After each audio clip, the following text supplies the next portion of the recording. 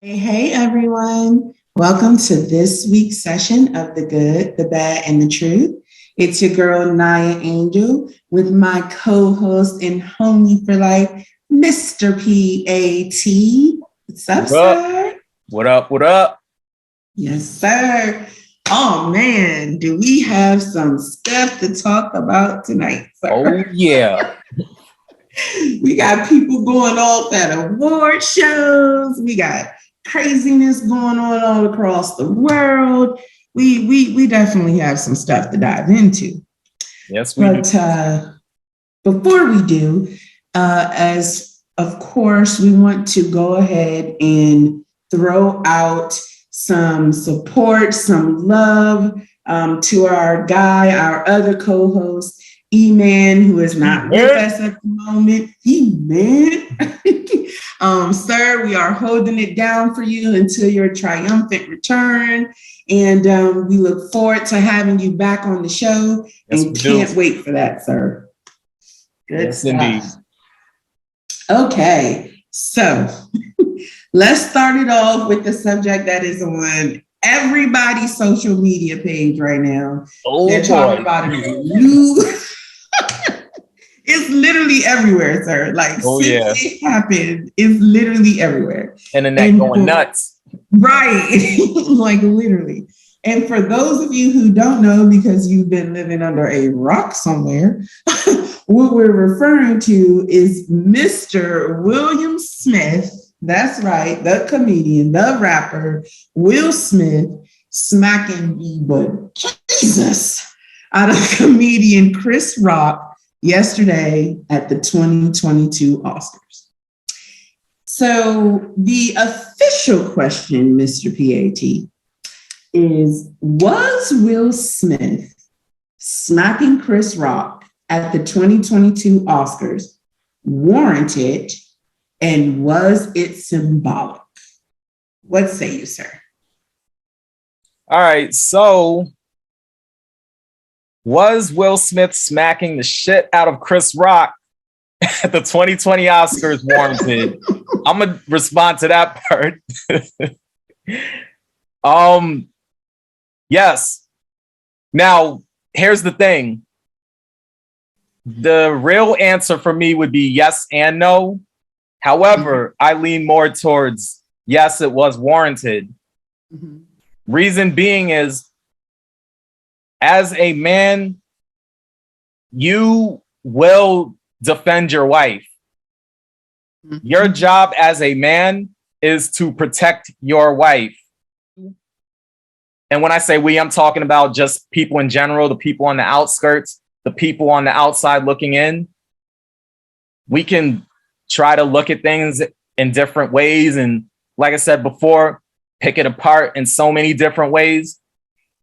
But the fact of the matter is, the people going through that situation, this particular situation with Will and Chris, Mm-hmm. and Jada, of course, because the joke was about Jada, Mm-hmm. they're the ones who are in it, in that situation.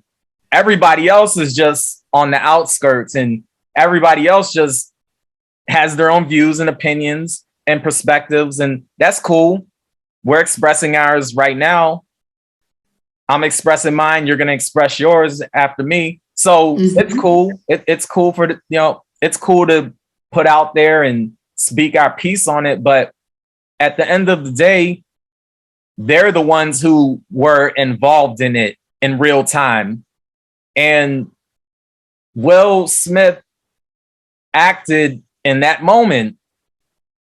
Now, people keep bringing up the fact that he laughed when the joke was made, which was true.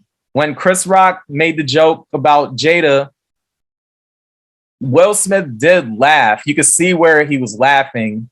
Actually, he was laughing at a part he said before that part.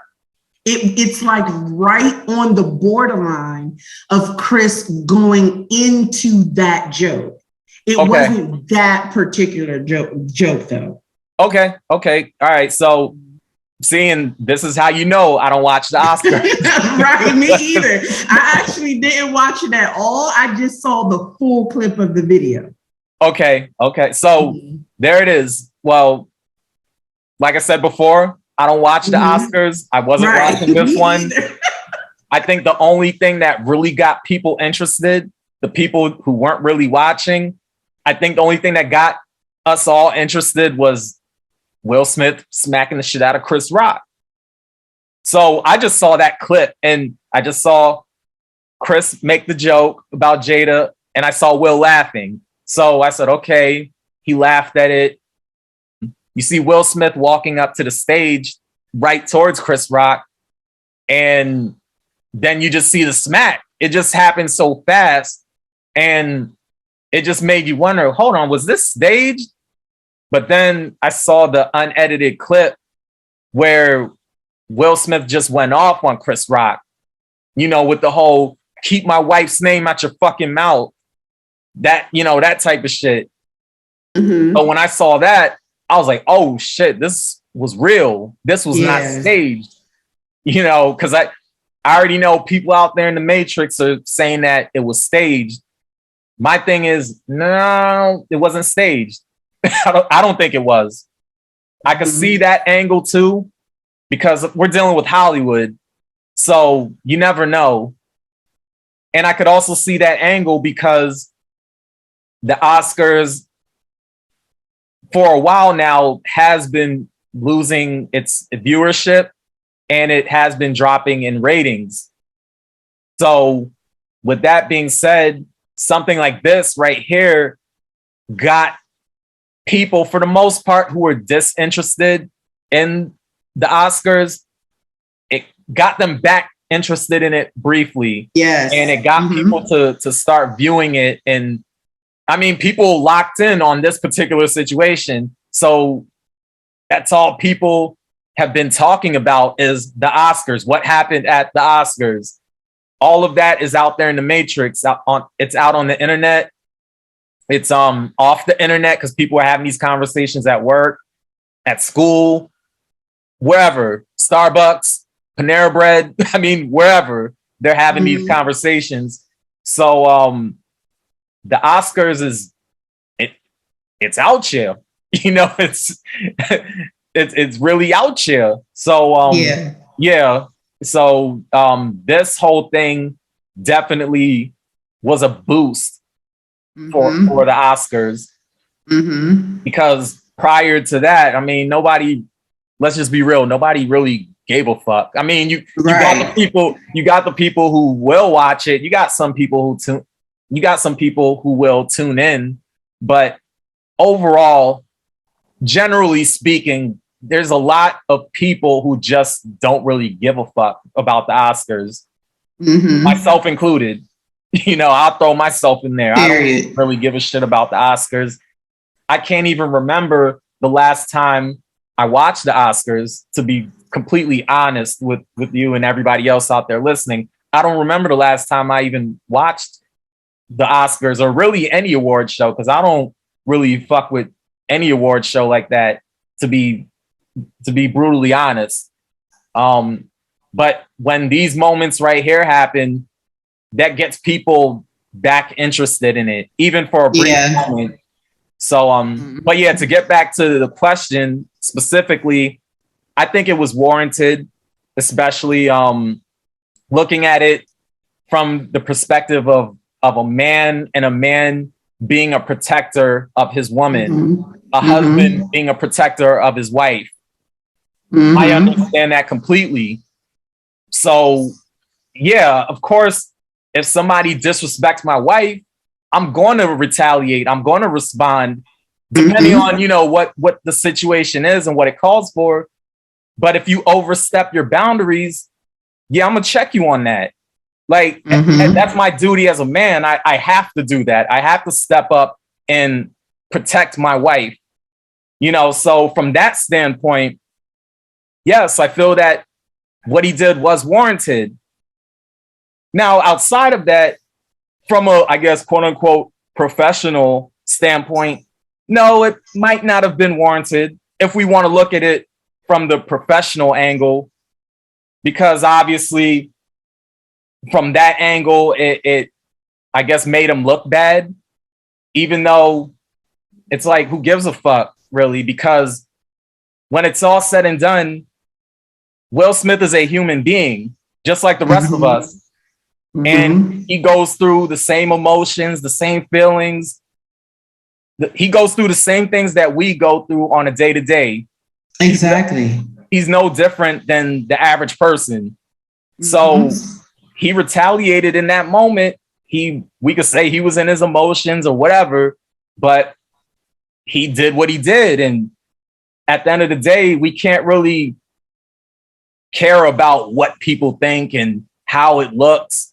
Because one thing that really irks me is some of the people out here, and this is coming from Black people, unfortunately, and I'm sure non-Black people as well, but you got people out here saying, oh, well, this didn't look right. He did that in front of a whole bunch of white people, and, it just made him look the audacity. Right. And, he's looking like the angry Black man and this, that. It's like, man, fuck all that. Like, we got to stop caring about what other people think. We have to quit with the respectability politics. We really do. And if I just might real quick, to me, that whole rhetoric is a bunch of bullshit. It is. Because those same people cheer videos of a Black man slapping the fuck out of a white man saying the word nigga, right? Like those same people who are talking about be nonviolent, you have to be the bigger person. Are you the bigger person when you see videos of white people calling people nigger and they immediately resort to slapping them or putting their hands on them? Where is all your vitriol towards violence then? Right. It's bullshit. They're picking and choosing what they want to be comfortable with. And that's not the way it works. It's hypocritical. It's that simple. If you're going to be nonviolent in every single situation, including those where someone just used their words and you didn't like them. Right. It's bullshit. Sorry. Just had to. Yeah, no, I agree. And I just think I'm going to say some Black people, because of course you say Black people, you're going to have the folks that respond and say, well, not all Black people. Yeah. But never is anything a generalization for everyone. That's the fucking point. Exactly. The whole point of the civil rights movement and the equality for minorities and etc. is that you're not supposed to be generalizing and stereotyping a whole race of people because they are a race of people. So when someone is referring to that, obviously they're not talking about every single person if they're pro that movement. Right. Duh. Right. Right. Yeah. Like I was going to say, I just see Black people saying that this made him look bad and he did this in front of a white audience. And, what do white people think about this? And it's like, man, fuck all that. Like, fuck all of that. Like, he did what he did. It doesn't matter what white people think. Nobody cares. Like, at the end of the day, Will Smith doesn't have to justify his humanity. Black people in general don't have to justify their humanity to white people or whoever else.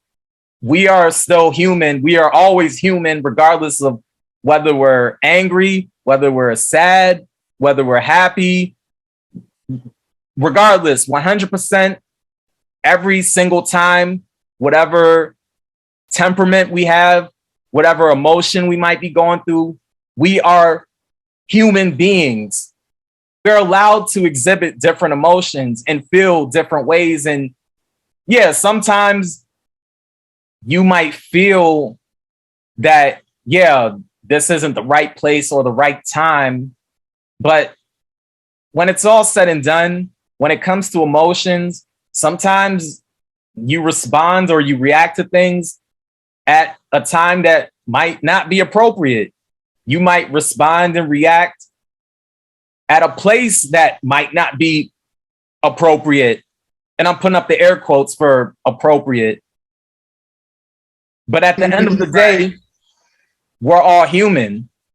Will Smith is a human being, and he's susceptible to whatever us people down here on the low level, or I shouldn't even say low level, but on the ground, because we're not celebrities, obviously, but us people out here on the ground, quote unquote, average or whatever, he's susceptible to those same things that can make you act out at times.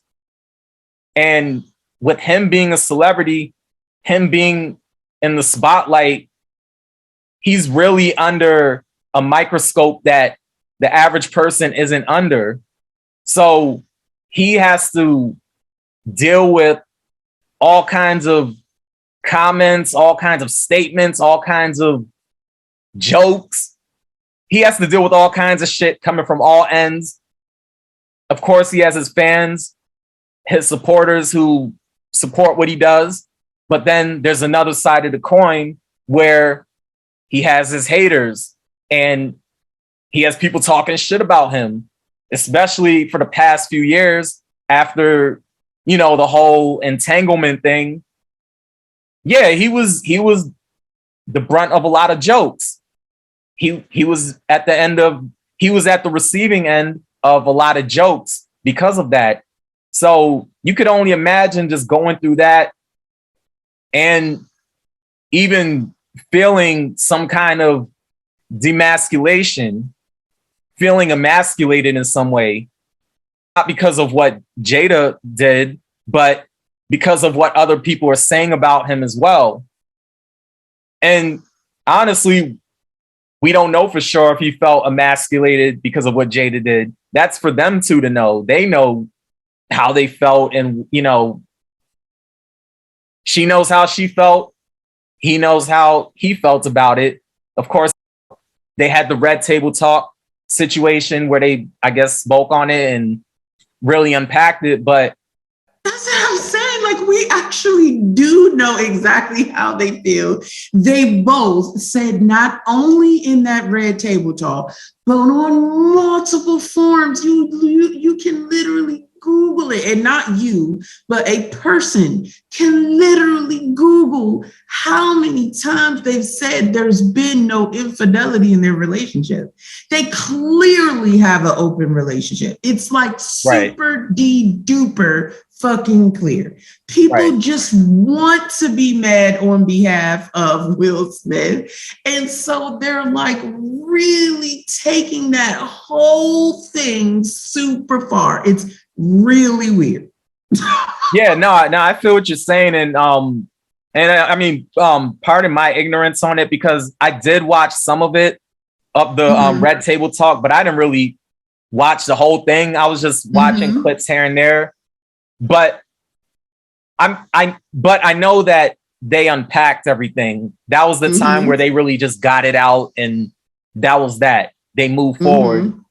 So, I mean, with that in mind, yeah, they spoke on their feelings about it and what took place and this, that, and the third. The fact of the matter is they stayed married. Yeah. They you know, Will decided to stay in there. Will decided to stay in there. Now, if that was another man, probably a divorce might have occurred.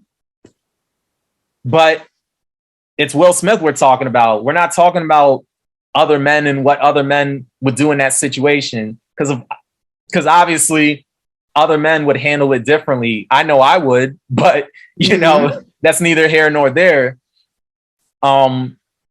So that's a situation that has already been dealt with. But of course, people throw that out there too. But anyway, to kind of wrap up what I'm saying, that way we can hear your perspective on everything. As far as the warranted part, yes. Like I said before, just as a man, as a husband, I understand those angles. And I'm separating the two, even though they're really both one and the same. But being a man, because you're expected to be the protector, provider, blah, blah, blah. Of course, being a husband, that's what you are, the protector, the provider, blah, blah, blah. So Will was in protector mode. As a husband, Right. his wife was disrespected. So as a husband, he went to protect his wife. Plain and simple. When we take out all the celebrity gossip and the whole entanglement thing and all this other shit, once we take all of that out the mix and we just talk about husband and wife and what took place, I mean, I don't see what he did was wrong. Mm-hmm. I don't see it. As for the symbolic part, I would say yes, it is symbolic, because it is symbolic in terms of the world seeing a Black man protect a Black woman. Yes. So it was symbolic in that nature. I'm going to just put it like that. We saw the Black man protect the Black woman. And that is something that the world at large needed to see.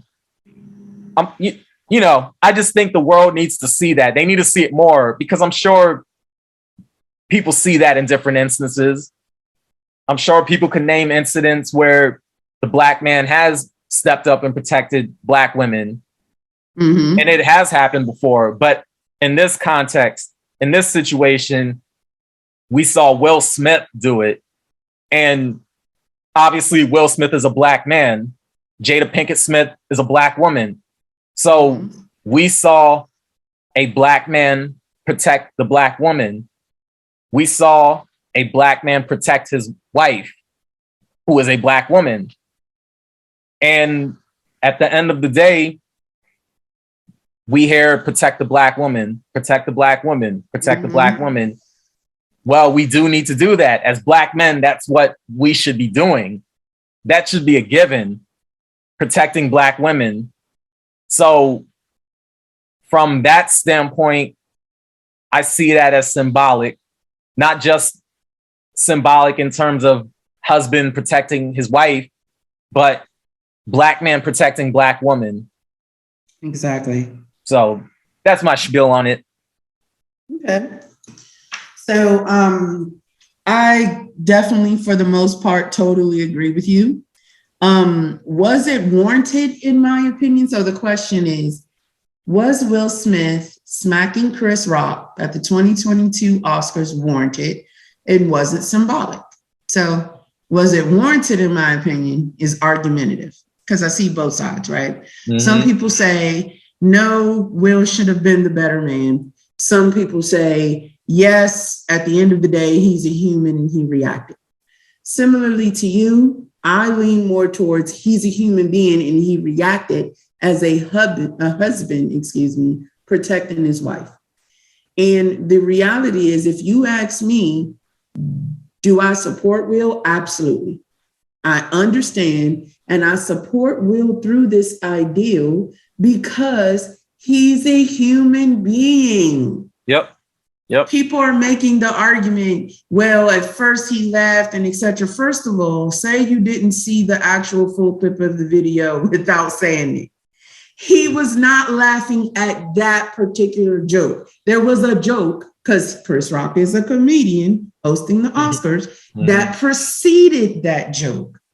Because in that video, you can see even Jada laughing at the joke that preceded that joke. That's true. When he got to that joke, that particular joke, the first thing that Will does is look over at his wife. And you can see she is clearly not amused. That woman has alopecia.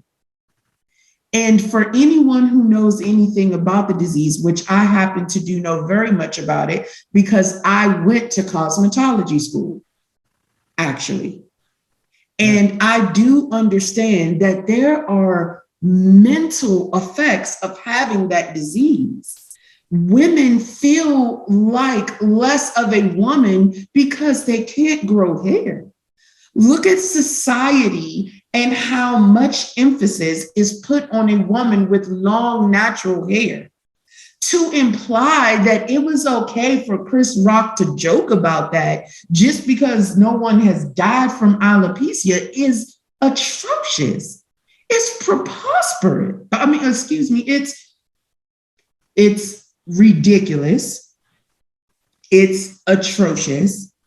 It's unacceptable. I keep hearing people say, it's not cancer. Okay. Wow. That's crazy. That's crazy, because whether it's cancer or not, sometimes people don't die from cancer. You still shouldn't open your mouth to make fun of them, whether they do or not. Wow. So basically, it had to have been a disease that is considered worse for it to be a hands-off type of thing. Wow. Exactly right. So in other words, people are saying comedians should just have blanket rights to say and do whatever the fuck they want. And I'm sorry, but that's not the reality that we live in. People keep saying Will couldn't take a joke. Well, Chris couldn't take a slap. If he couldn't stand the heat, he should have stayed the fuck out the kitchen. It's that simple. People keep saying at the end of the day, Will Smith should have known that Chris was just doing a job, and Will was doing a job as a husband. I mean, I'm not saying that I promote or condone violence. I'm not saying that. I'm not saying that violence should be the first way that people react to things. But first of all, this is not the first time Will Smith smacked someone. A lot of people don't realize that. Right, that's true. A few years ago, Will Smith was walking down a red carpet.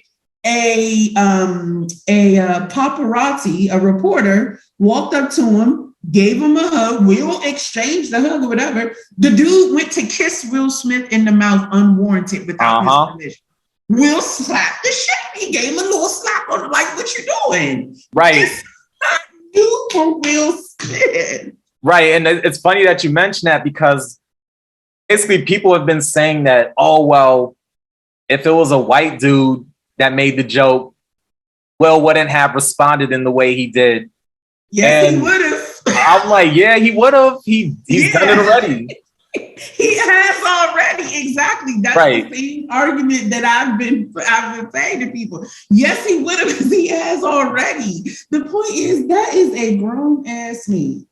And I'm not promoting like all the hood shit and all that, but I'm saying that's a grown ass man from West Philly, who was a grown ass man from West Philly before he became rich.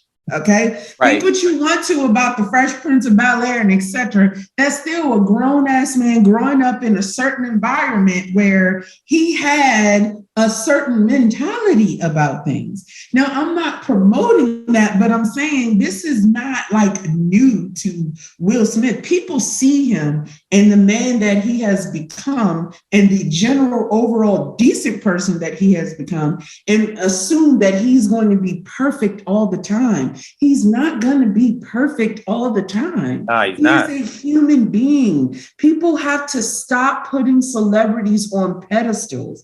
That's the problem with our world. People keep idolizing celebrities as if they are deities. They are not.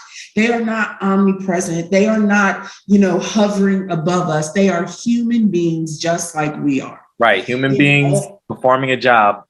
Period.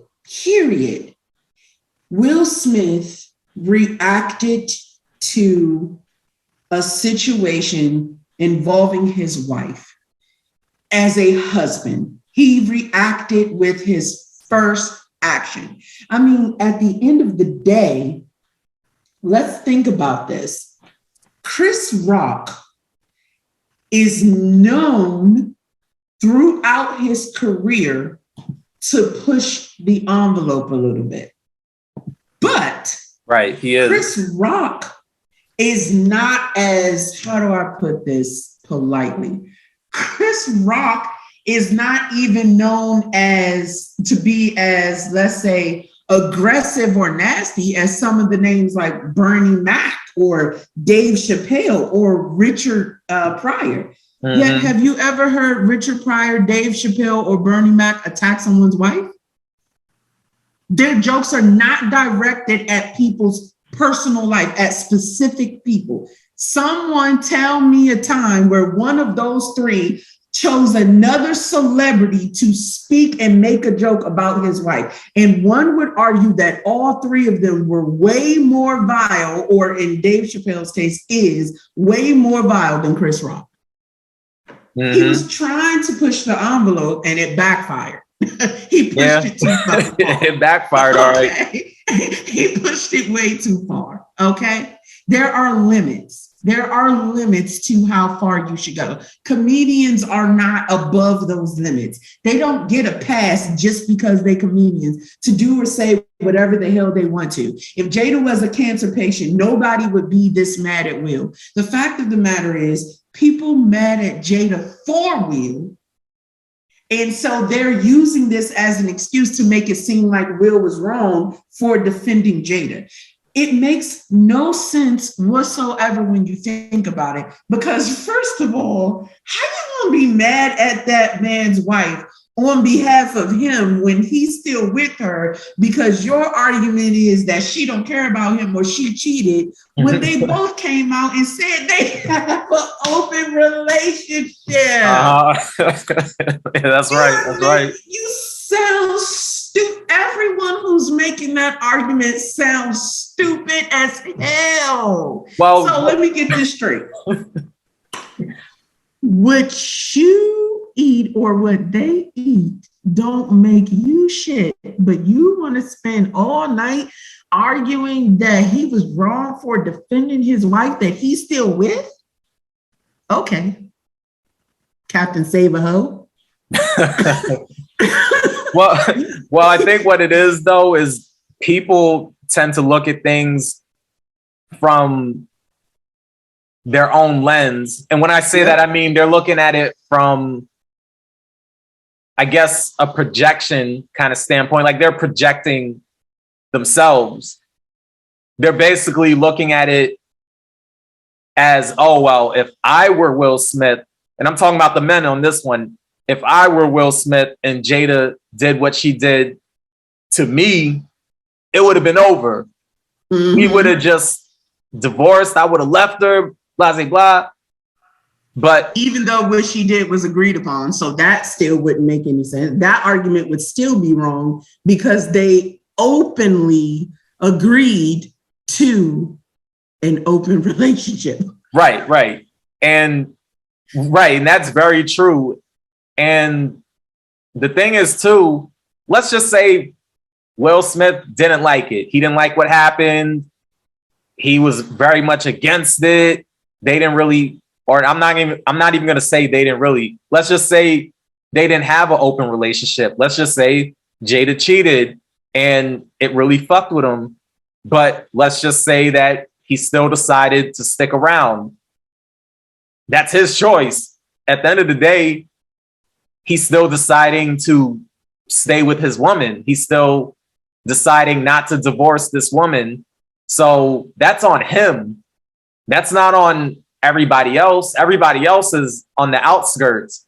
Like I've said before, everybody's on the outskirts. Everybody's on the outside looking in. So even if what happened really fucked with them and they didn't really have an open relationship, what I'm saying is Will Smith sticking around is on him. Right. That's his choice. That's on him. That's his choice. And if he's deciding to stick around and stay married to his wife, regardless of what she might have done, then that's that. You know, right. You can. If that were this situation. Right. If that, yeah. and it's not. That's why I'm just like, I think you were spot on when you said people are projecting this on them. So I'm gonna say something really controversial, but I'm gonna keep it a buck with you. I think that some angry Black men who feel like being angry Black men are using this as a catalyst to be angry towards a Black woman. Woo! Not all of them. Right. No, we know that. Yeah. I'm not saying every Black man who says it is that. Right. I'm saying there are enough angry Black men who want to be angry at Black women, using this as an opportunity to be angry at Jada Pinkett, because Jada Pinkett-Smith. Because the reality of it is, there is no way to ignore the fact that they have both, out of their own mouths, said that there was no infidelity there. Whoever is ignoring that is choosing to do it. They are choosing to ignore that part. And they are choosing to ignore it because it doesn't fit the rhetoric that they want to spew. That's it. There's no other way to avoid or address that. The rhetoric that they want to spew is Jada doesn't care about Will's feelings. Jada is a cheater. Where was all of this energy when all of those pictures surfaced of Will Smith with Margot Robbie that were outside of the movie they were filming? Where was all that energy? It wasn't there because that doesn't fit the rhetoric of the angry Black men that want to be angry. It's that simple. The Kevin Samuel disciples. It's just really ridiculous. Whenever I ask the question, have you seen the full episode of that Red Table Talk? To any of them that are making that argument that he didn't keep this energy for August Alsina, or that Jada doesn't respect him or care about his feelings and all of that stuff, whenever I ask them, have they seen that whole Red Table Talk? Not one single one of them have responded yes, because it doesn't fit their rhetoric. They can't respond yes, because then they'll know my next question will be, so what were your thoughts about the fact that they both admitted that there was no infidelity? What are your thoughts about the fact that Will Smith simply didn't know about August Alsina, not particularly that she cheated? What are your thoughts about the fact that there have been multiple conversations where Will and Jada have said that neither of them have been perfect in their relationship, but that they love each other regardless? They would have to answer those questions, which would then derail their whole bullshit narrative, so they avoid them. Yeah. This is what this is about. This is what this is about. This is about capitalizing on the opportunity to be mad on behalf of a man who is still in the relationship with his wife because she did not cheat. There is no such thing as cheating in an open relationship unless you decide that the relationship is not open anymore. Now, should she have been truthful about who she was doing what with? Apparently, as that was a part of their agreement, absolutely. But is that the same thing as infidelity? No, it isn't. So all of these dudes choosing to be up in arms about it, it's weird, my dude. You got to find another hobby. It's like too many other things you can do. Well, outlet. Well, yeah, like I said before, it's projection. They're projecting themselves because they would feel a certain way. So they're projecting themselves onto Will Smith. Exactly. That's basically what it is. Yeah, it's weird. Like I'm still trying to get an understanding of that part, but it's no way to understand it because I think, as you so rightfully said, because I can't project it because my logic overthrows that. Like people does if I even dive a little further, people don't like Will and Jada because of the way they raise their kids. Some of them feel like allowing Jaden to wear skirts or allowing Willow to do, I whip my hair back and forth when she was that age, was too grown, and all of this other stuff. People have all their opinions about the Smith family. So all this did was give them a catalyst to continue their hate. Will Smith is no different than any other human being who made a mistake. The only reason that they're going this far with it is because they didn't like either Will and Jada prior to it, or they didn't like Jada prior to it if they were on their angry Black man or Black woman shit. And they're using this as a way to trump up the bullshit reasons for their dislike. If someone said, I just don't like the way Will acts, or I just don't like the way Jada acts, or there's something about them as a person, as an individual that rubs me the wrong way, that's one thing. That's cool. That's your entitled opinion. You know me, I support everyone to their entitled opinion. But you don't like them because you in their business? That's weird, bro. You need new hobbies.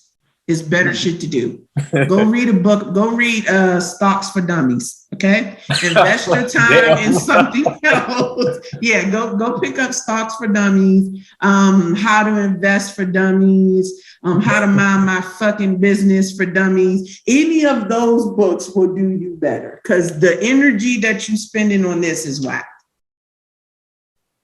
Yeah, it's just one of those things, you know. Yeah, it's whack. It's I can't put it into any other terms but that.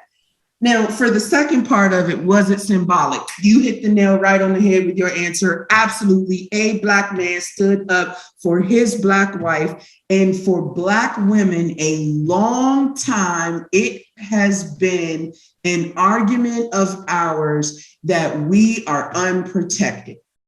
Now, again, I am not saying that the first reaction to everything should be violence. I am not saying that. But if you were ever a Black woman who said that you feel unprotected and you feel like Black men don't stand up for you and you are condemning Will, what? Yeah. What? Right. Make it make sense. Make it make sense. The only thing I could see from that is they probably just don't see the whole Black man, Black woman angle. They're not taking into account the Black woman being unprotected part of it. They're not thinking about all of those things. So when they hear that, and really I should say prior to even hearing that, they're just not in that frame of mind. They just look at Will Smith as Will Smith, Jada Pinkett-Smith as Jada Pinkett-Smith. But at the end of the day, Will Smith is a Black man. Jada Pinkett-Smith is a Black woman. Exactly. So, exactly. He did. Listen, do I think that there was an opportunity to handle it another way? Sure. He could have went up on the stage, took the mic and be like, dog, I'm gonna have to ask you politely to not make jokes about my wife. She has a disease. That's not cool. I want to bring attention to people with alopecia. He could have done that too. Yes. But like I said, he reacted with his first action. And the point is he did defend his wife. And right. I'm not saying that, again, the violence is necessary in all situations, but he is a human being. For all of those women who spent all this time saying Black men don't defend us, they don't stand up for us, and etc. Now you want to put all of these limitations and etc. on it. I'm not saying your Black man should go out and carry a gun with him, and every time someone looks at you sideways, shoot somebody. I'm not saying all of that. But I think y'all need to just get a little bit, less motherfucking, how do I put this in a polite way? Ridiculous about it. Be less ridiculous about it. Because now you're trying to put rules on how that protection goes and all of this bullshit. Can we fight one battle at a time, please? We're starting to get the results that we want now. We're finally starting to see more Black men stand up for us, where for a long time we were feeling mad, unprotected, and like we were alone in the world. And now the first time one of them makes a mistake while doing what we asked them to do, we want to overly criticize. Take a few steps back, sis. If you're one of the women screaming he was wrong and you ever made that argument, take a few steps back, sis.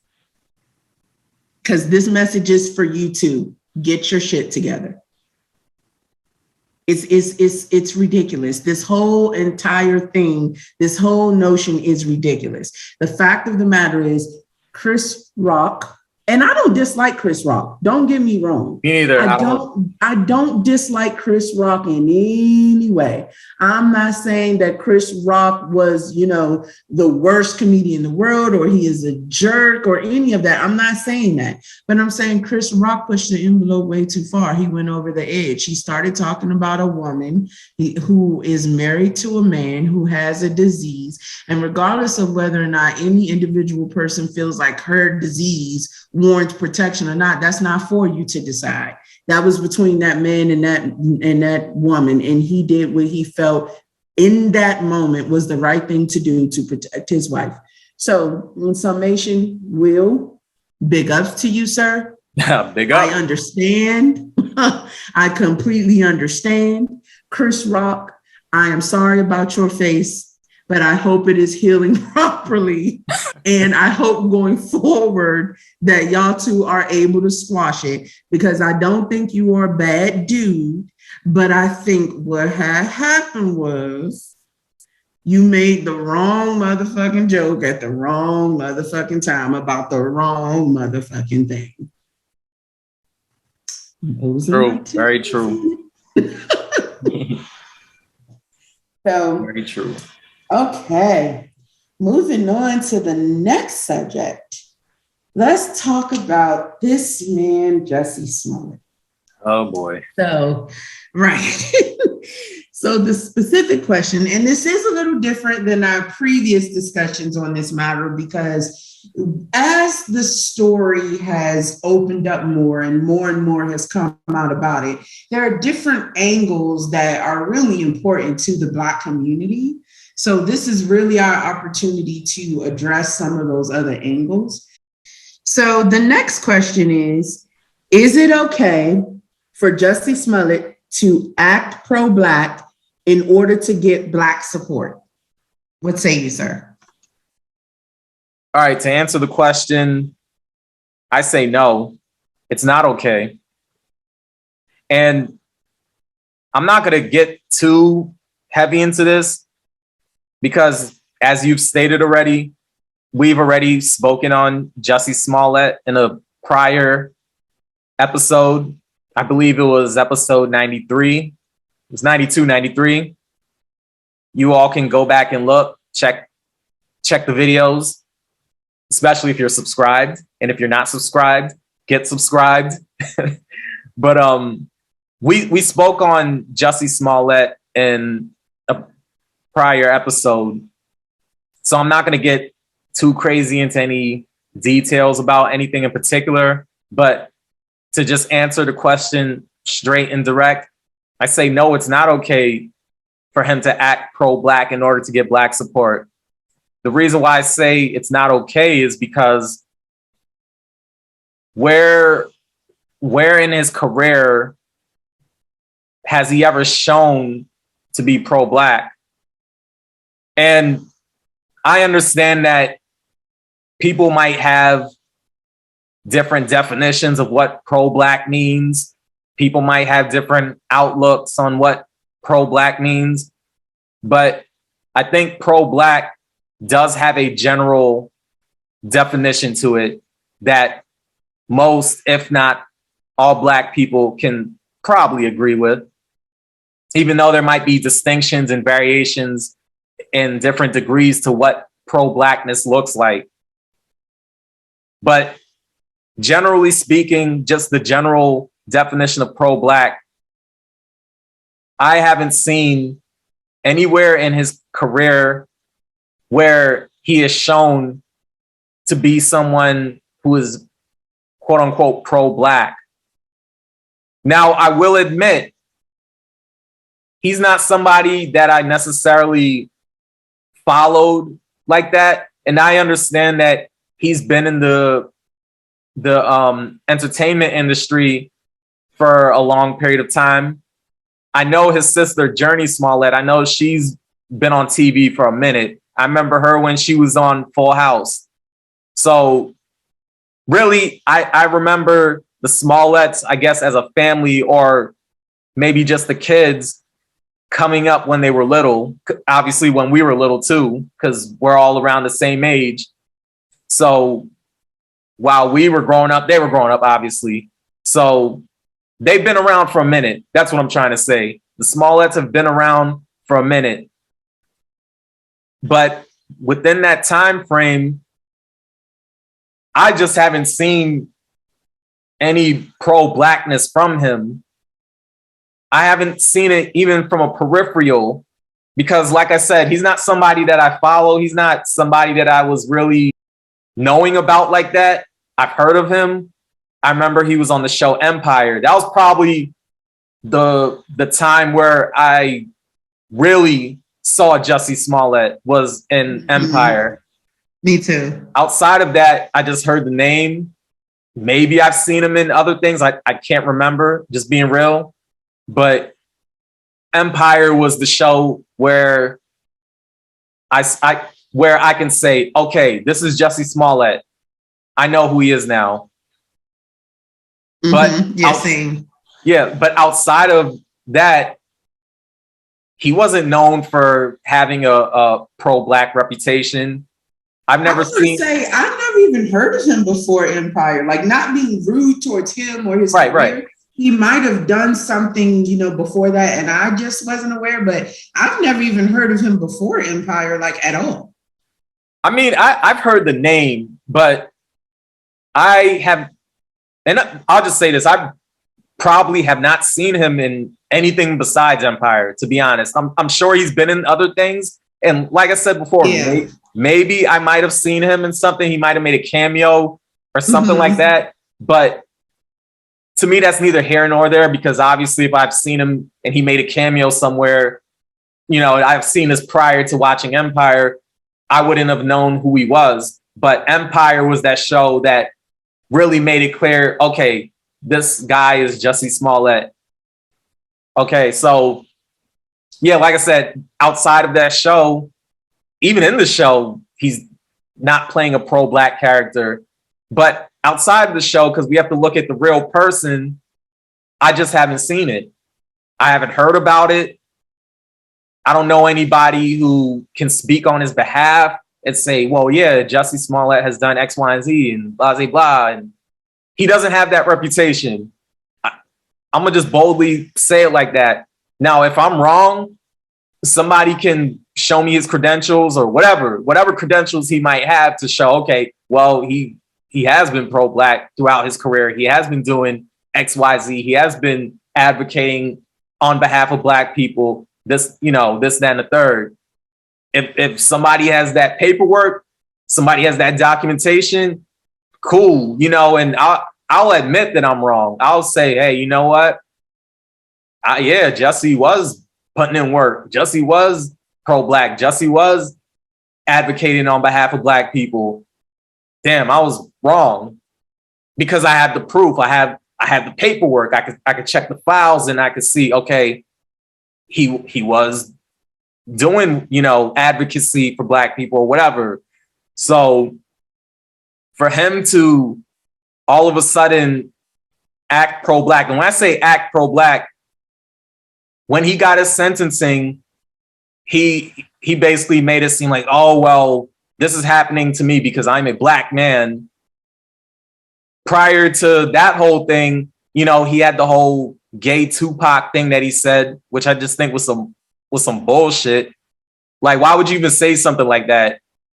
When I heard that, and I'm sure when other people heard it, and I know that people have talked about it, but it's like, why would you even say that? Like, what would make you say that you're the gay Tupac? Like, first of all, for me, it's not even the gay part. It's just, don't compare yourself to Tupac, because nobody has the right to compare themselves to Tupac. In my part, I don't care, gay, straight. It doesn't matter about one's sexuality. Everyone that knows me knows, to each their own. And I love people for who they are as individuals. But nobody on this planet has the right to compare themselves to Tupac. You are not Tupac. That's some crazy shit to say. Period. Right, it is. And, period. And when he said it, it was just really left field. But I'm gonna just sum this all up by saying that basically what he has done is he has said things, I guess, to get the support of Black people, to get Black people to support him through his situation. And my thing is, dude, you can't have a track record of, I guess, being neutral. I'm gonna just use the word neutral because, like I said, he doesn't have that track record of being pro-Black. And when I say pro-Black, I mean Black support, Black advocacy. That's what I'm talking about. Things along those lines.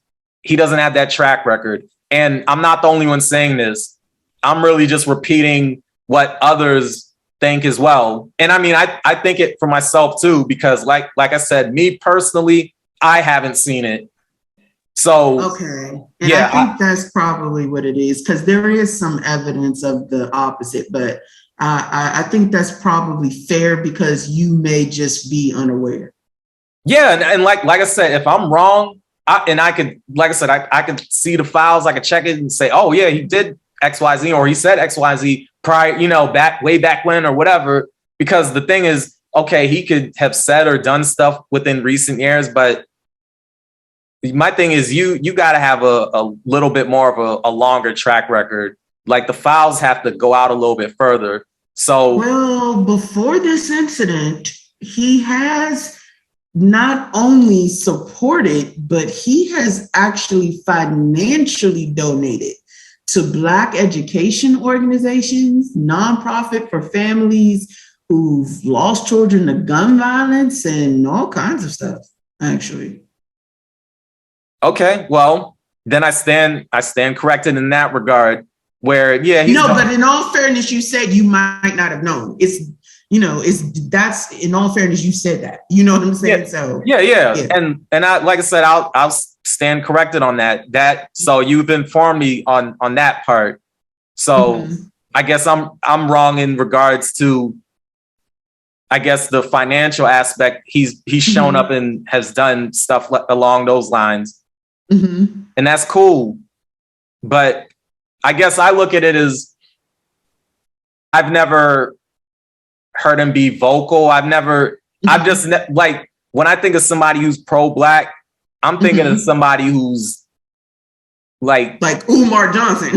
Yeah, I was just about to throw, like a Umar Johnson, like Dr. Let me say Dr. Umar Johnson. Yes, Doctor. Yeah, let me put some respect on that. Let me put let me put some respect on the credentials. Dr. Umar Johnson, I apologize. Right, Dr. Umar Johnson. Black community doctor, because yes, sir, you did get that. And he might be like further, like on the far end of the spectrum, right? Which is fine. I'm all for it. I love that.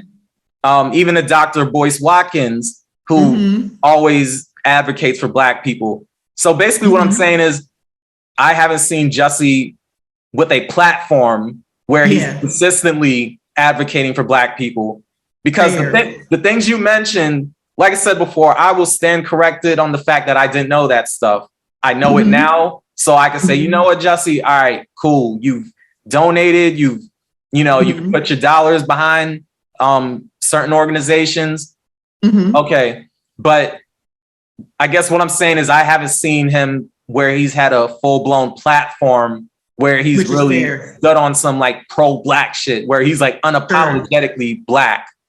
Right. Because the people I listen to, like, for example, Dr. Umar Johnson, he is unapologetic. Yes. Straight like that, like full-throated, just right. And I would say the same about the Honorable Minister Louis Farrakhan, somebody of that nature, somebody who's just unapologetic.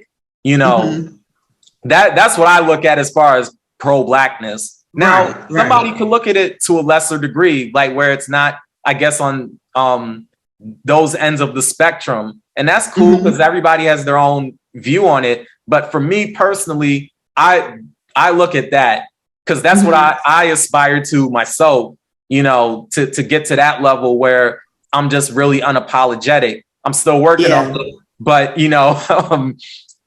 so that's what I look at. And I just haven't seen that from Jussie Smollett. So to me, he just never had that image.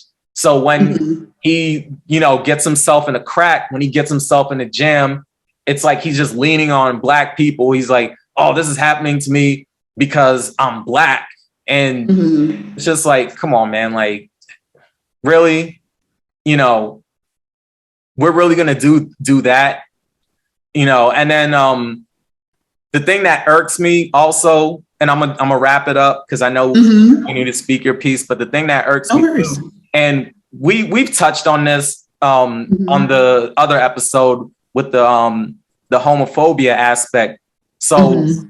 his brother, Jussie's brother, came out and basically blamed the Black community. Now, to be fair, he didn't put all of the blame on the Black community. He did say the system was broken, and I'm paraphrasing because I can't remember everything verbatim, but right. He did place the blame in different directions. To be fair, I'll admit that, but he also put some blame on the Black community, talking about the homophobia and saying, "Oh well, it's because Jussie's gay that Black people don't want to support him." And I really disagree with that statement. I'm not disagreeing with the fact that there's homophobia in the Black community. Of course, I don't disagree with that. Homophobia is there. Homophobia is in every community, as we spoke on in the other episode, but it's really highlighted and it has like a really heavy microscope when it comes to the Black community. But for him to point that out, myself and from what I've seen, many others online and offline who have spoken on this whole Jussie Smollett situation, we disagree. It's not about him being a homosexual that we just don't want to support him. That's not the reason. The reason why he might not be getting the kind of support that he wants is because he was caught in a lie. What happened was a hoax. Why would anybody support that? For what? Yeah. It doesn't make sense to me. So, but for him to say, well, it's because he's gay, I just think it's just lame. I just think it's really lame because you're leaning on that. It's like a trope now where like if a Black homosexual for some reason doesn't get some kind of support or advocacy or whatever the case may be, it always leans into Black men, and they pick on Black men in particular, straight Black men. They say straight Black men are just homophobic. Some are. I'm sorry, say it again. Some are. Yeah, I think you happen to be honest, and it's not because you are my co-host. It's because I have a lot of respect for you as a human being. I happen to believe you are very progressive in that you are what I would consider to be an appropriate prototype for how we would hope to see our community. You articulate yourself appropriately. You stand up for Black women, even when you disagree on certain aspects of it. You approach it with an intelligent response and a way to bring appropriate dialogue between Black men and Black women, as opposed to put negative stereotypes on either parties or to create environments that makes it difficult for us to dialogue. And I really respect that. And that's who you are. I appreciate that. And I think you're welcome. And I think because of that, you have a lot of Black men around you who are the same way, which makes sense. Because normally when someone is of a high intelligence and a high IQ, it's not very common that they would have people around them who are not. I mean, look at your group. All of y'all are stupid lyrical. It wouldn't make sense for you to be in a group where any one of y'all weren't lyrical, right? Because that's not who you are. Third world is like, you listen to it and you're like, oh shit, that really made me think, that's who the three of you are. And so it makes sense that that's probably your general environment, is that you are going to hold people around you to a certain standard because that's who you are. And I think because of that, you're absolutely right that in your situation, in your environment, you don't see that commonly, which I appreciate. I hope that continues to be the case for our community and we continue to grow in that direction. But I do happen to believe that homophobia is a serious problem in the Black community, specifically in Black men. And I think it's not all, because nothing is all. Just like all Black men aren't bad fathers and all Black moms aren't baby mamas and all of that, all Black men aren't homophobic. I'm not saying that by any means whatsoever. But at the same time, I do happen to know that there are Black men who just don't give a shit about what's going on with Jussie Smollett because he's gay. Not because he did or didn't do it, but because he's gay. And in their opinion, there is this massive agenda to demasculate Black men and etc. And I'm not getting into all of that about whether agenda exists or not. I'm not even getting to all that. But because of their belief in that side of it, they are electing to not support Jussie because he's gay, not because he did what he did, which was a lie, which I'm going to get into all of that on my part. But I just wanted to elaborate that I think because of who you are and because you are to a certain extent a little more progressive. That's not to call our community unintelligent or inarticulate. I'm not saying that in any way whatsoever, but you are not typical. You are a prototype for what we want to see our community be. And that's my only point there. Well, definitely appreciate the words. I mean, wow. Oh, no doubt. It's just the truth. It's just, not even because you're my co-host. It's a level of respect, and what I have noticed about your character is what I was getting to.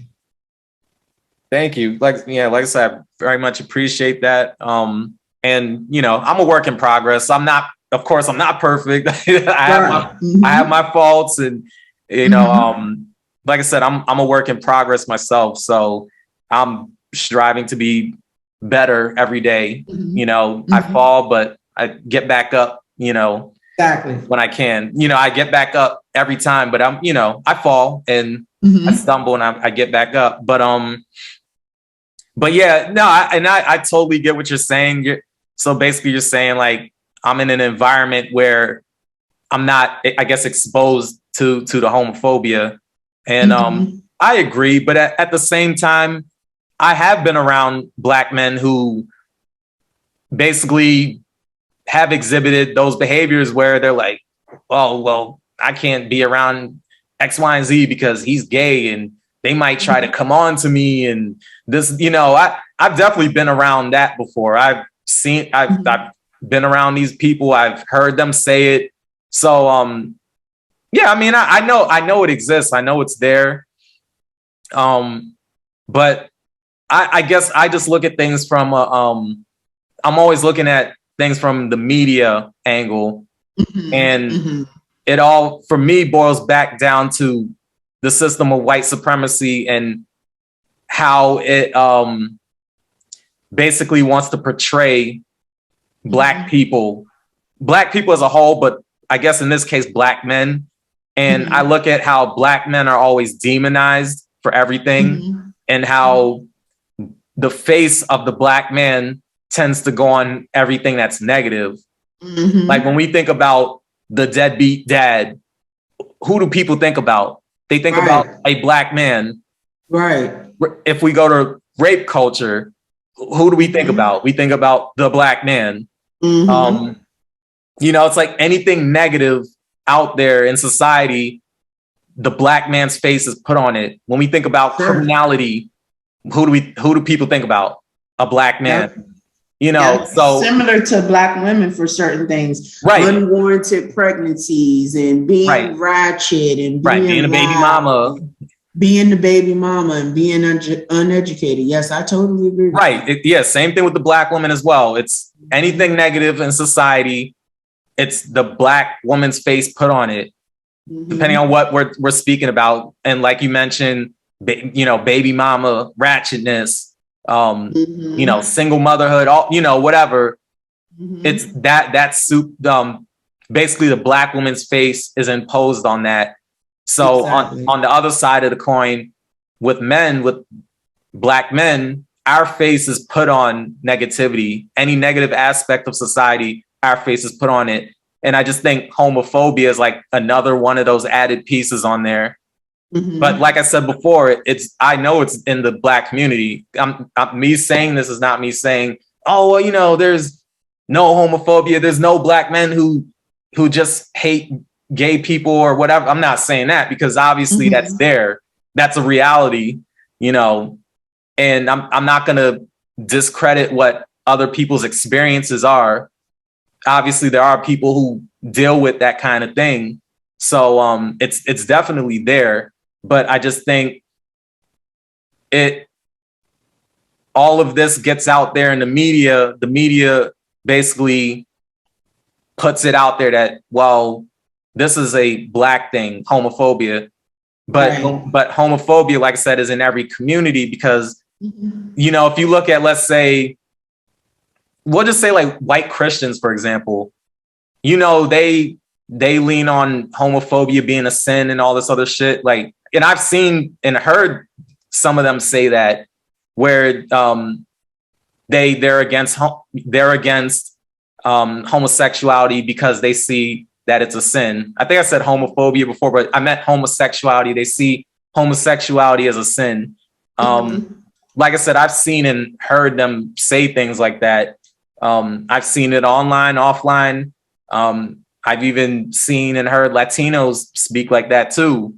And I've heard about homophobia within their community as well. So, like I said, it's in every community. But I think what it is it's just communicated differently, or because we all communicate differently, because the Black community doesn't sound the same as the white community. The white community doesn't sound the same as the Latino community, the Asian community, or whichever. It just, I guess it sounds different. And then also it's about what you're exposed to. We're part of the Black community. So of course we're exposed to Black people. We're exposed to Black people because I guess we're in predominantly Black areas. We're hanging out with mostly Black people. So that's our exposure. But if, let's say, we were to hang around, you know, more white people or more Latinos or more Asians or more Arabs or whoever, we might see a little bit more of what goes on inside of their community. And we might hear a little bit more of the homophobia, but we don't, because we're not in those communities. So I think that's what it is. I just think it's about what people are exposed to. And I just think to wrap it up, because I know we got to get to what you're going to say. Basically with Jussie Smollett's brother bringing that up, I was just like, okay, we're leaning on this trope again. Like, we're doing this. I mean, I see what he's saying to a certain degree, because like you said, and I agree, there obviously is some homophobia in the Black community, but you know, I just think it's like a trope that whether it's him or other people have leaned on for a while now. And I just think it's a bit dangerous, especially when you're doing that on a white media apparatus for the world to see, for the world to hear. So all that does is reinforce the idea that Black men are just these men who just hate homosexuals and transgenders, and it reinforces that idea to the masses. So that's why I say it's a little bit dangerous. So that's why when I heard it, I was just like, all right, here we go again. I mean, maybe, just maybe, Black people aren't supporting Jussie Smollett the way he would like to be supported is because we don't want to go for the bullshit. I mean, that could just be it. Like, dude, we don't want to support a hoax. You got caught in a lie. Like, how are we going to support that? That's my whole thing. So. Gotcha. Yeah. So for me, the question, is it okay for Jussie Smollett to act pro-Black in order to get Black support? I think I would have probably preferred the question of, do I think Jussie Smollett is acting pro-Black in order to get Black support, in which I think the answer is no. Only because I am aware, and again, I'm not by any means saying that I'm a Jussie Smollett fan or that I even really knew of him before he joined Empire, because I did not. And to be honest, I didn't watch that show. I have knowledge that he was on the show, but I think I've seen maybe 2 full episodes of that whole show. I'm not a fan of Empire, not a fan of Jussie's, or for that matter, anyone on the show besides Taraji P. Henson. Not a huge fan of Terrence Howard, particularly, actually. So I can't say that I'm in any way a Jussie Smollett fan. However, I did do some research, and apparently there is a list of different organizations that was actually presented at his trial, that included, not just HIV and AIDS organizations to help people, to provide resources to people with that, but Black education organizations. Apparently there were multiple. Nonprofits for families who have, lost children to gun violence. He apparently has actually been very involved in the Black community, to the point where Black Lives Matter actually stood up in strong support of him. They sent in a letter to the judge and everything, speaking on his behalf. Because in my opinion, what this boils down to is, yes, obviously he was convicted of this being a hoax, and there is enough evidence to suggest that this simply didn't happen. And I honestly do believe in my heart it did not. I believe that he coordinated with those 2 guys to create this hoax because he was upset that the producers of Empire didn't take threats that he had received seriously. I believe that is what happened. And I believe that Jussie is wrong for that. He should not have created this situation. He should not have, hoaxed a hate crime when there are real victims of hate crimes that this kind of thing takes away from their ability to comfortably speak out on that. However, that doesn't mean that his sentencing wasn't a little ridiculous. I mean, essentially, he was found guilty of perjury, okay, and filing false police reports. Since when does 150 days of jail justify that sentence or that charge? That it doesn't. Yeah, that's a bit much. 150 days in jail, that's excessive. It's that simple. And I think Jussie was right. He got that sentence because he was Black and they were trying to make an example of him. It's that simple. I mean, it is what it is. Am I justifying the hoax part and the false part that, the false report he claimed, and obviously he wasted, police and emergency funds and stuff like that? Of course not. But, a lot of people file false police reports. I don't know the statistics, but I got to imagine some of them are white. Were all of them met with jail time with no criminal record? He has no prior criminal record. Jail time? 150 days of jail time? I would like to see the other cases that are similar in the sentencing portion of this case, with a variety of suspects. I want to see all the white people, men and women, or people of other races in general, who got Jussie's same charges and were sentenced to 150 days in jail. Because until someone can show me that, I agree with Jussie. They were trying to make an example of him with that sentencing. Well, that part I do agree with, because he was Black. Yeah. That part in particular, I do agree with. Because he's a Black man, and the system will always take a chance to make an example out of a Black man, gay, straight, or otherwise. The first thing is he's Black. He's a Black man. So, yeah, I agree with that part. Yeah. Yeah, they did. And I agree with Jussie. They definitely did. Now, let's speak on the other elephant in the room related to this case. As I was previously stating, I do think that certain aspects of what you said are accurate. That when it comes to Black men and Black women in general, they tend to overgeneralize and stereotype us. And I do believe that there is homophobia in every single community, one way or another. I think there are generally homophobic human beings, whether they're in the Black community, Arab, Spanish, Asian, it doesn't matter, that they exist totally. But that doesn't mean that there's not a problem in our community. Just because it exists in other communities don't mean we shouldn't address the problem in ours. That's like the argument when people say, yeah, but so-and-so, that's like, it boils back to me when someone says, Jake, you shouldn't have pushed Carrie. But then Jake says, yeah, but Andrew slapped Mary. We ain't talking about what Andrew did. We're talking about what you did. And for me, I understand it. I get it. And yes, I understand that there could be, is, or, in place, whatever terminologies you want to use, an agenda to vilify Black men. I think there is an agenda to vilify Black people in general, in certain aspects. Absolutely.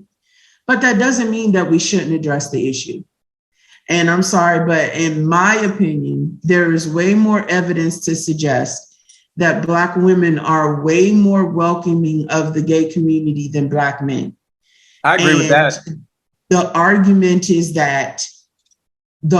that I have heard people make is that Black women don't understand that there is an agenda, or that they are perpetuating the agenda.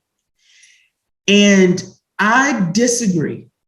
I think that the reality of it is Black men, some of them, the ones who feel this way, obviously not all, because I would never make generalizations, feel like there is a threat to Black masculinity.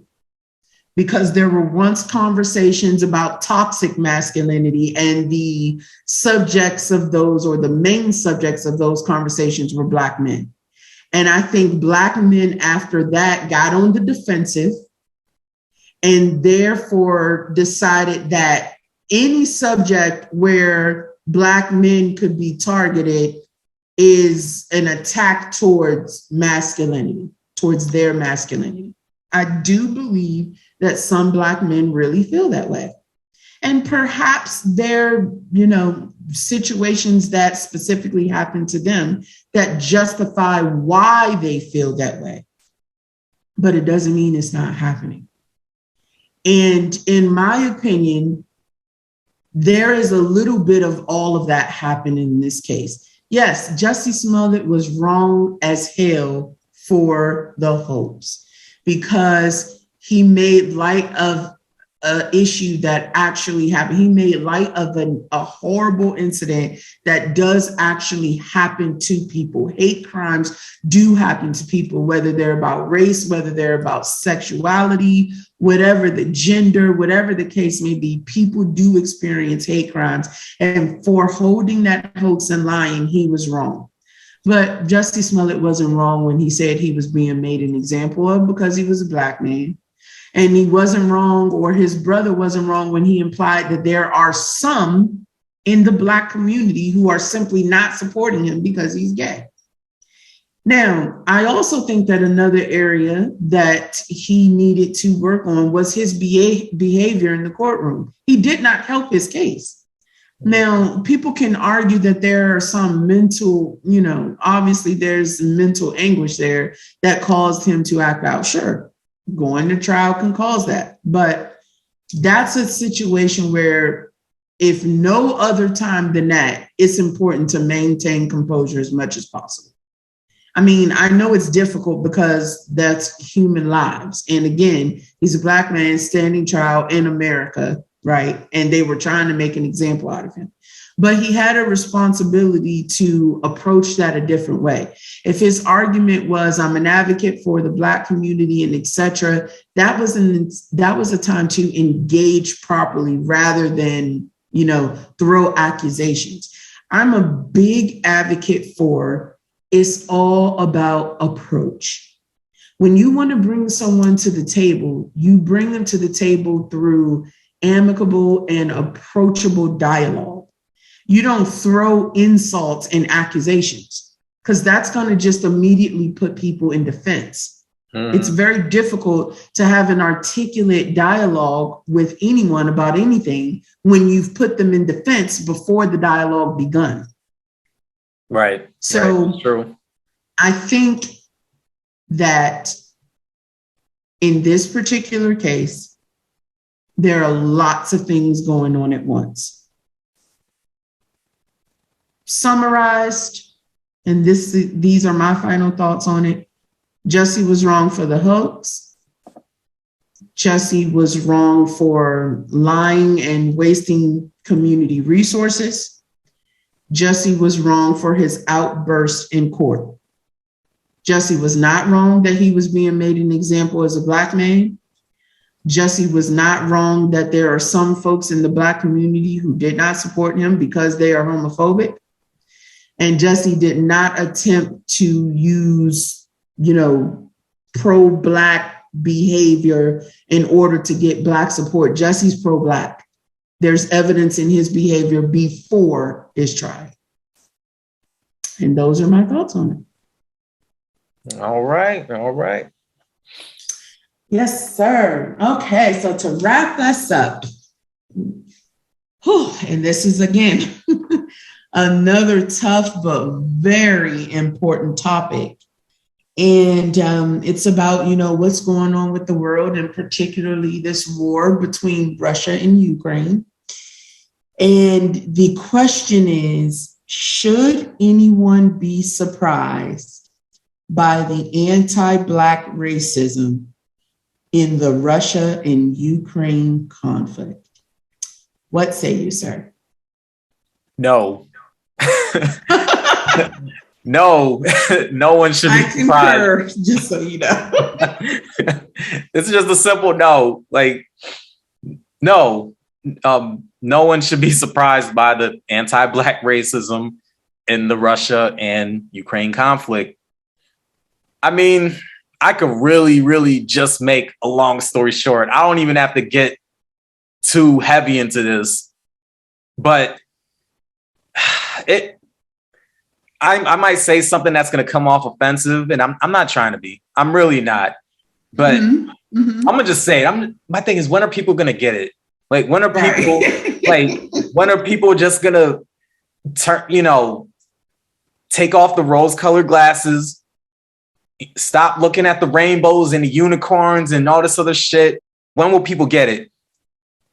Anti-Black racism is global.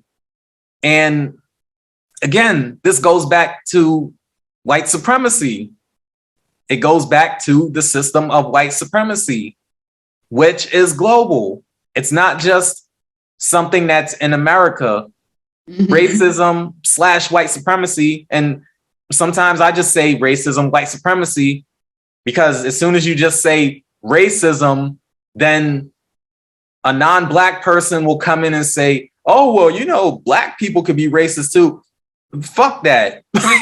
And by the way, Black people can't be racist. Black people could be prejudiced, but you can't be racist. Let me just put that out there. So as soon as you say racist or you talk about racism, somebody wants to deflect and always talk about how Black people are racist. Whatever. So I just say, you know what? Racism, white supremacy. I'm going to just say it like that. Or I just say white supremacy. It's global. Straight like that. It is all over. So when I heard about racist behavior towards Africans out there in the Ukraine, I wasn't shocked. I wasn't shocked like everybody else was.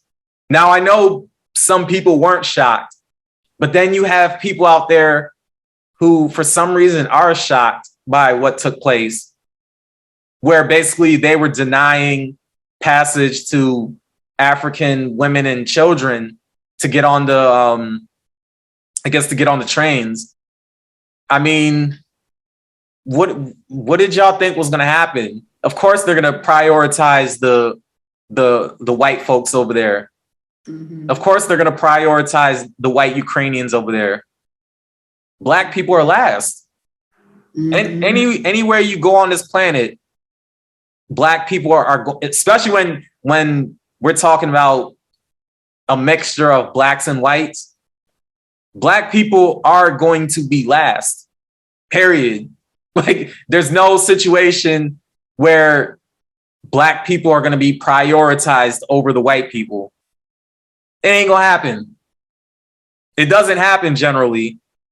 Now, obviously, I'm not in every part of the world, but come on, we know the deal. We know the deal. This isn't rocket science. It's racism, white supremacy.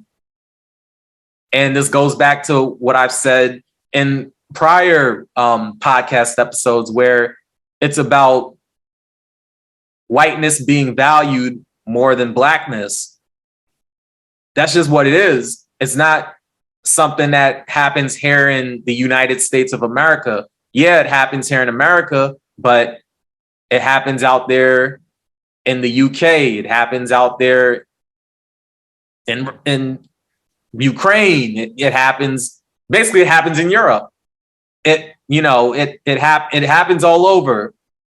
Anytime there is a population of Black people and white people, and of course, other people too, other people of other races as well. But when you're dealing with a population with white people and Black people in the mix, white people are always going to be that dominant group, period.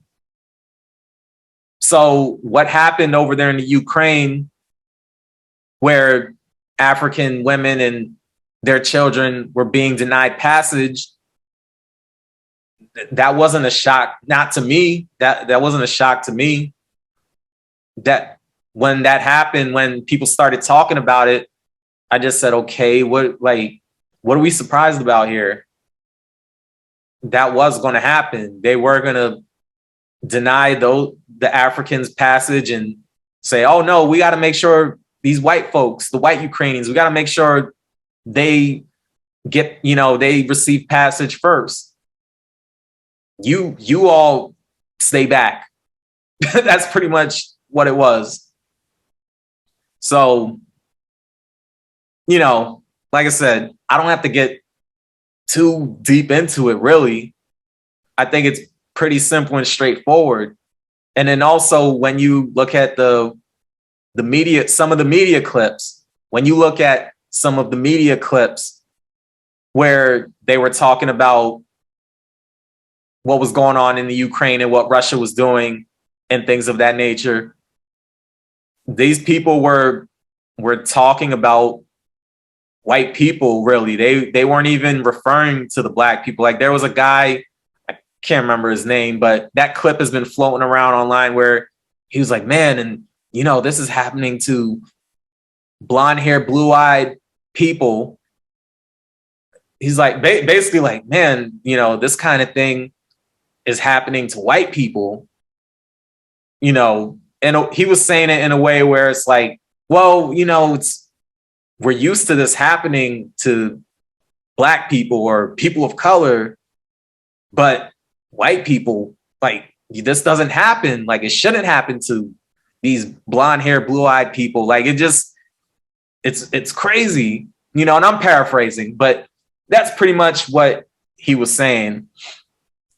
So when you hear... We think so much alike, because I was actually going to give the exact quote from him. Oh, yeah. If you got the exact quote, oh, yeah, definitely say it. You're talking about the deputy chief prosecutor in Ukraine, right? Okay, yeah. I hear deputy chief prosecutor. Yeah, that part does sound familiar. So, he said on BBC, these are his exact words, quote for quote. Okay. It's very emotional for me because I see European people with blue eyes and blonde hair being killed.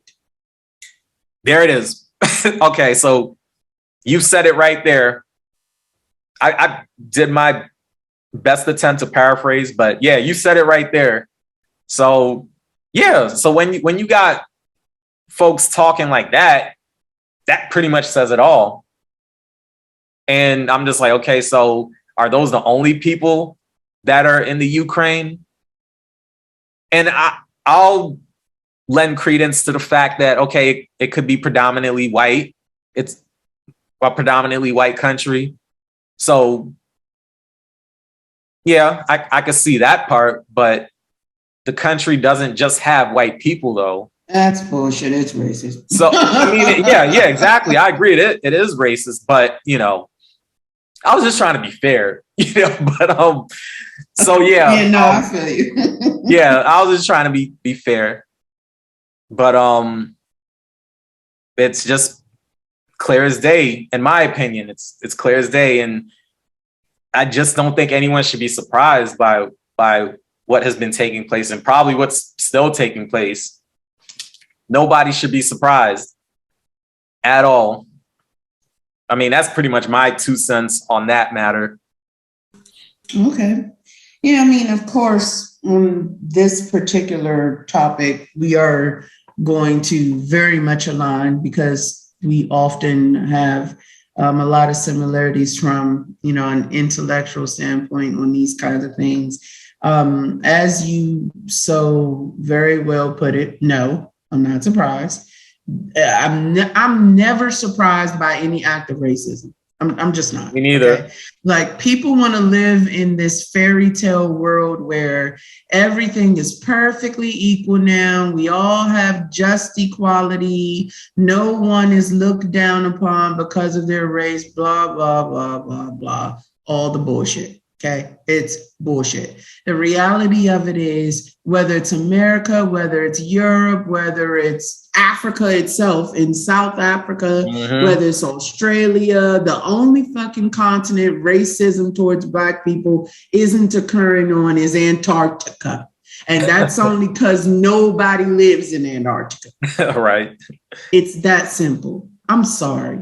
The reality of it is, yes, we are far more progressive in certain extents than we were in the past. Yes, the civil rights movement did make some huge leaps and bounds on behalf of humanity in the United States to a certain extent. In other words, if you asked me, could there have ever been a Black president without the civil rights movement? No, I don't think that ever would have happened. So yes, there was some progress made. Is racism gone? Absolutely not. Are there still a bunch of racist people, European, American, or otherwise throughout this world? Absolutely. Do I believe that Black people are still the most looked down upon race in the world? I actually do believe that. Yes. I really do. I actually do believe that, because I can tell you that it is much easier for people of foreign origin to come here and get approved for a loan to open a business than it is for a Black person. Look at all the Wells Fargo shit that just came to light. That people want to live in this fantasy world where they say, no, Black people have all the same opportunities as white people and every other race of people. They're just lazy. They just don't want to get it out the mud, blah, blah, blah, blah, blah. It's complete and utter bullshit. It's not true. The Wells Fargo thing is a specific example. It is way easier for people, even if they are of what people would consider minority, it is way easier for people of foreign descent to come here and get loans and get business approvals and et cetera than it is for Black people. Just look at the statistics. Yeah. More white and foreigners own businesses than Black people. Yep. By many, many, many, many, many, many, many times. So to make that argument is bullshit. And then on top of that, other minorities look down on us as well.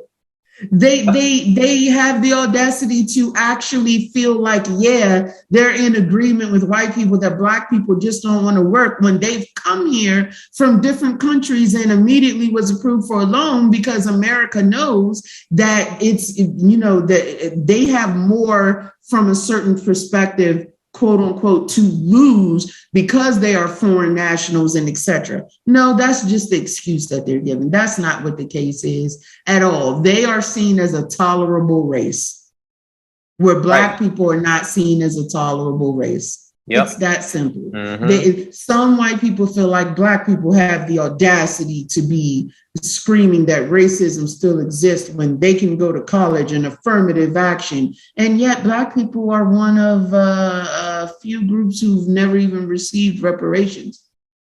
Native Americans have received reparations. Japanese Americans have received reparations, and they didn't even go through periods of slavery as long as African Americans did or Black people did. Mm-hmm. It's bullshit, and I'm sorry, but I'm not going to speak on things in a sugar-coated tone so that people feel better about themselves. Yeah. You want to feel better about yourself, stand up and address the issue face to face, because that's what I would do. Right. I have friends of all races, cultures, creeds, white, Black, Spanish, or etc. And if someone was mistreating them, I would stand up and speak on their behalf. It's that simple. So I expect the ones that consider themselves my friends to do the same. Don't go back into your box because it's uncomfortable for you. If it's uncomfortable for you to discuss, imagine what it's like for me to live it. Exactly. I don't give my friends that pass because I don't expect them to give me that pass. Exactly. And so when it comes to this Ukraine situation, the reality of it is this is unacceptable. What is happening over there is unacceptable. It's unacceptable that Russia is attacking Ukraine, and it's just as unacceptable that Ukrainians have the audacity to be racist towards African students who are seeking refuge. Mm-hmm. Unacceptable. I'm not going to sugarcoat it. No, I'm not. That's unacceptable. That's ridiculous. Mm-hmm. I mean, there's an article that I'm going to read just a few parts of it, where the article specifically says these incidents demonstrate, and this is word for word, quote unquote, quote from the article. These incidents demonstrate a racist logic that positions some people as vulnerable and others as beyond the realm of moral obligation to receive protection. Black and racialized people, it seems, are not as deserving of care. This is literally what that article says. That's exactly what's happening over there. Mm-hmm. It's unacceptable. Yep. And people want to ignore it because it's an uncomfortable part of the narrative. I don't give a shit. I don't run away from things that are uncomfortable. I stand face to face with them, toe to toe with them, and address it. It's that simple. If I have white friends and friends of other races and cultures and etc. that expect and know that they can depend on me to defend them when it's appropriate, then I will. Then they should know that I expect them to do the same. Because I actually have an example of this. I had someone who was an acquaintance take offense to the fact that I have white female friends and basically generalized all of them as Karens. And I had to give them the business because they're not all the same, just like we are not all the same. Mm-hmm. And I'm not glorifying any race over the other. This is not a white savior complex that I have. This is not any savior complex. I don't have a savior complex with human beings. I don't give a shit what race they are. I don't. Human beings are human beings. I don't have a savior complex with them. But not all white women act like Karens. Not all Black men do anything. Not all Black women do anything. It's that simple. And so I hold my friends to a certain responsibility. If you get the title of a friend from me, which trust me, very few do, because I really do consider a friend to be a certain thing. I may have acquaintances, yes, but a friend is different. If you get the title of a friend from me, whether you're white, Black, Spanish, or otherwise, I expect the same type of behavior that you're going to get from me. Right. And the reality of it is, I don't let people sugarcoat this situation in Ukraine. This is unacceptable. Don't come to me with your sugar-coated blah, blah, blah bullshit. If you are not speaking out against this blatant racism, you and I have a problem. Word, I agree. I agree. That's what it boils down to. Now, am I shocked? Hell no. I'm not shocked by racism. It exists. It's not gone. People who want to say it's gone, they're going to live in their box. They don't want their world disturbed. In their world, everyone, sings Kumbaya and, taking a puff of the magic dragon and everything is peaceful and then everything is okay. And that's not reality. That's not the world we live in. And I'm sorry. It's okay to live in a fantasy world if you want to and convince yourself that that's the world that, you're submerged in. That's fine. But don't come at me with that bullshit because I'm going to read you. You better keep it to yourself. Same here. Same here. Period. Don't come at me with it. You keep it to yourself. I'm warning you right now. If you know me, you should already know that, to be honest. But I'm warning you right now, like, don't come at me with that. Because the reality of it is, this is unacceptable. They are literally, there's that same article references a scene where some refugees were loading the train to escape the conflict, and they were prioritizing them by white Ukrainian women, and there were free seats on the train in which African women were not allowed to get on the train, even though there were free seats. It says, here's a direct quote, while white women and children were given priority on vehicles departing the country, African women were barred from trains leaving Kyiv, even though there were empty seats.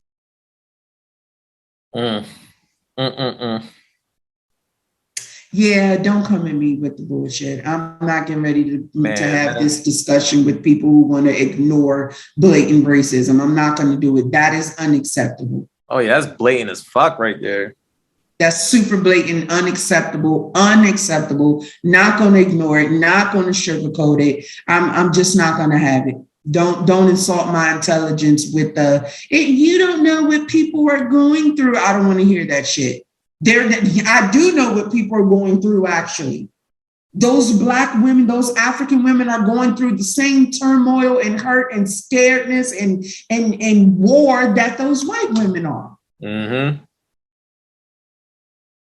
And to imply that I shouldn't mention this right now because people are dying. Yes, people are dying, including Black people, including African people. You are wrong for ignoring that. Mm-hmm. Yeah. So, in summation, to the question, should anyone be surprised by the anti-Black racism in the Russia-Ukraine conflict? Hell no. It ain't nothing to be surprised about. This shit has been going on. Hell no. This shit has been going on for all of existence. But should you be nonchalant about it? Should you pretend as if it's not an important variable of the whole situation? Should you expect full, unmitigated support of the refugees in Ukraine despite it's happening? Absolutely not. Don't expect anyone to go stand on a molehill for you when you won't stand on a molehill for them. Mm-hmm. It's that simple. Yeah. And those are my 2 cents on it. Yeah. I mean, I agree with everything you said. We're definitely in alignment on this one.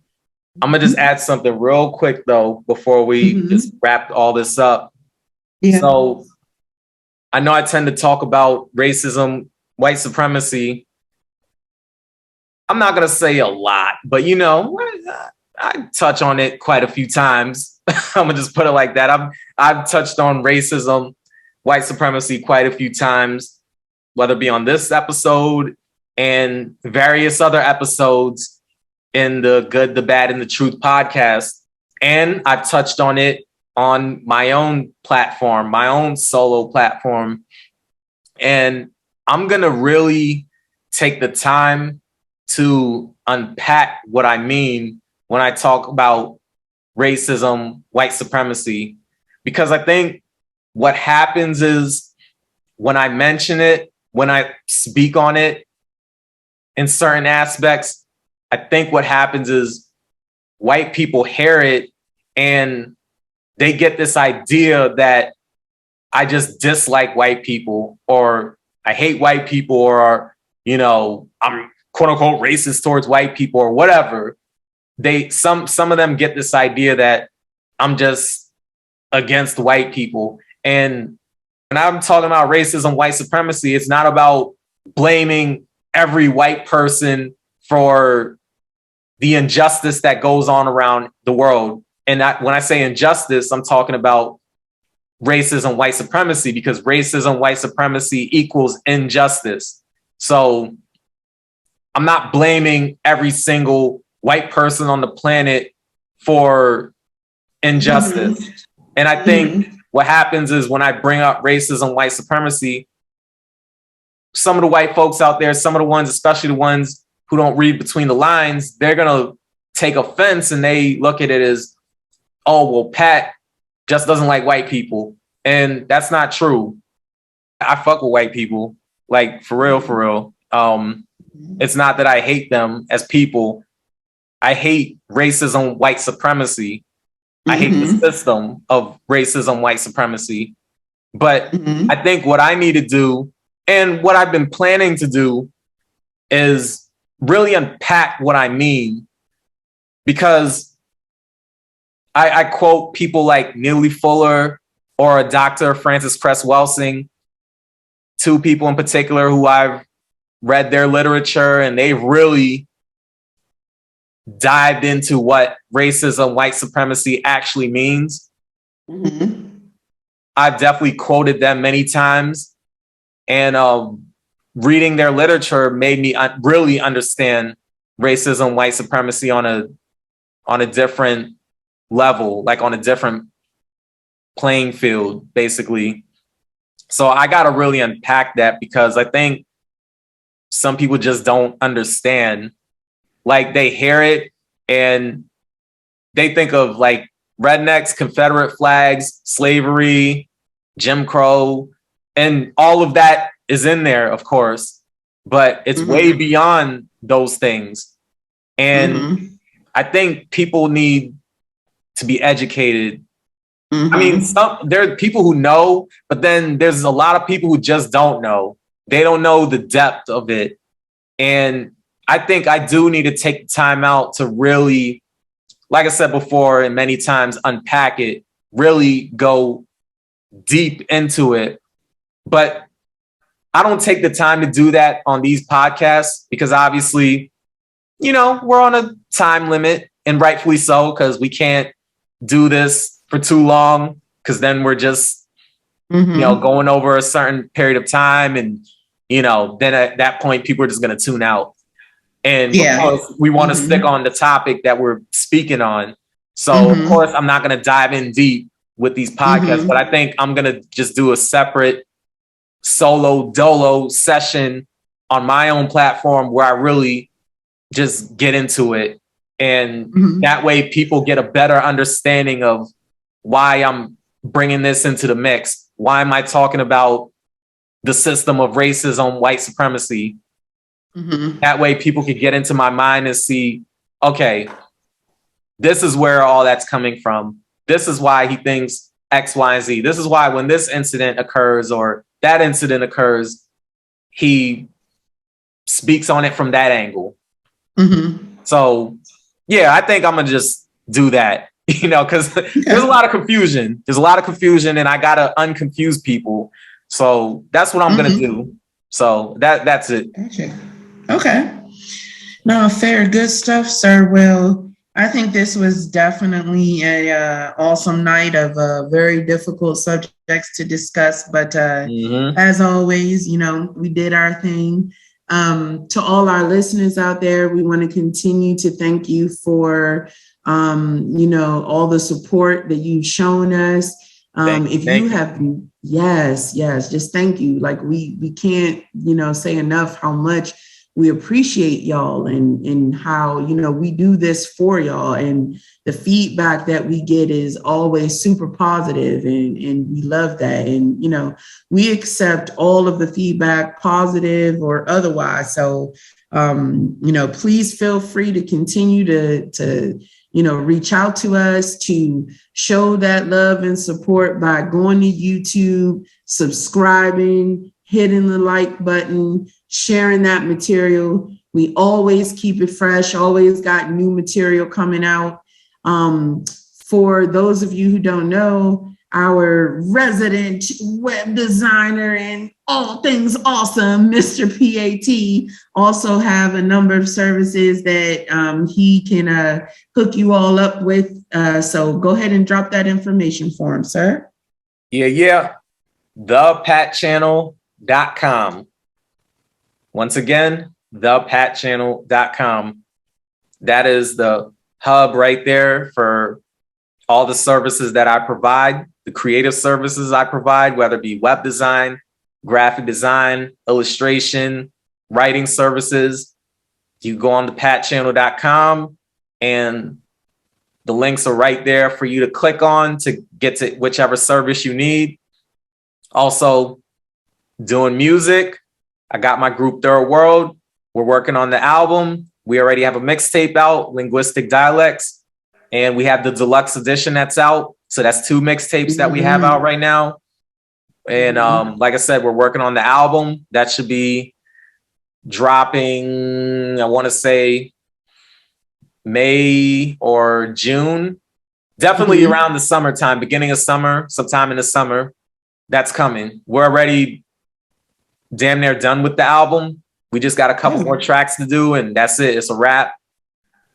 And of course, that's what's up, sir. Yeah. So we got that coming. And then I'm going to work on my solo stuff as well. I'm going to get back in the studio, do my solo thing. Cause now I'm starting to build up more interest. Sir. People are starting to get more interested in what I'm doing. So yeah, I'm going to start working on my own material as well. So be on the lookout for that. Yes, sir. Definitely the fire. We'll be looking out. Once again, thank you to all our listeners out there. And until next time, peace. Peace.